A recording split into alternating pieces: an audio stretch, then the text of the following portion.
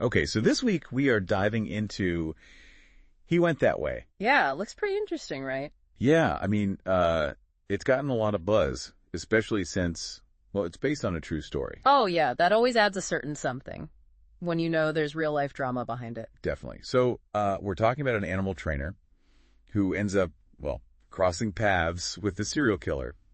Not exactly your typical buddy comedy. Definitely not. Although I guess that's what makes it so compelling. Right. Like, who expects that kind of story?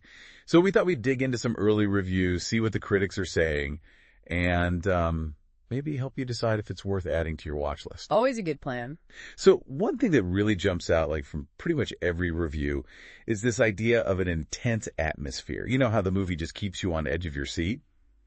So I was thinking, what do you think makes a movie truly suspenseful? I mean, visually, how do they build that tension? Well, it's a lot of things working together, right? Like, think about cinematography, how they use the camera. Sometimes it's all about what they don't show you. Or, those long, slow shots that just build and build the anticipation. Oh, yeah. Like, you're waiting for something to happen, but you don't know what or when. And I bet the setting plays a huge role, too, right? Huge. I mean, think about those classic thriller tropes. You've got your vast, empty landscapes, where anyone could be hiding. Or your isolated settings, like a creepy cabin in the woods, miles from civilization. So in He Went That Way, we've got this, well, kind of a road trip vibe, right? Yeah. The review mentioned desolate highways and like these roadside diners that just scream potential danger. Right, exactly. Like the setting itself becomes this character almost, adding to that whole feeling of unease. Yeah, totally. And speaking of characters, the reviews are going crazy over their performances, especially Jacob Elordi. He's the one playing the serial killer. Oh, right. I've heard good things. He usually does those charming heartthrob roles.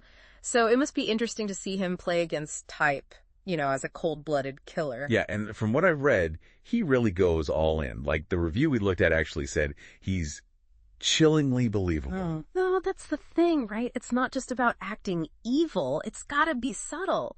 Like those little glances, the way they hold themselves, even a creepy smile at just the right moment. Oh, I know what you mean.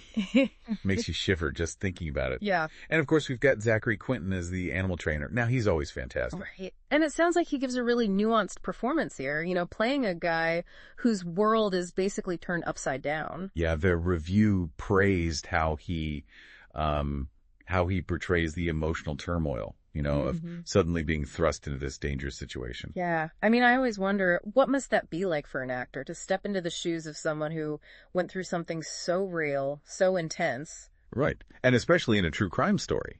I mean, there's an extra layer of responsibility there, wouldn't you say? Absolutely. You're dealing with real people, real events. Yeah. So you have to find that balance between, being true to the story and creating a compelling performance.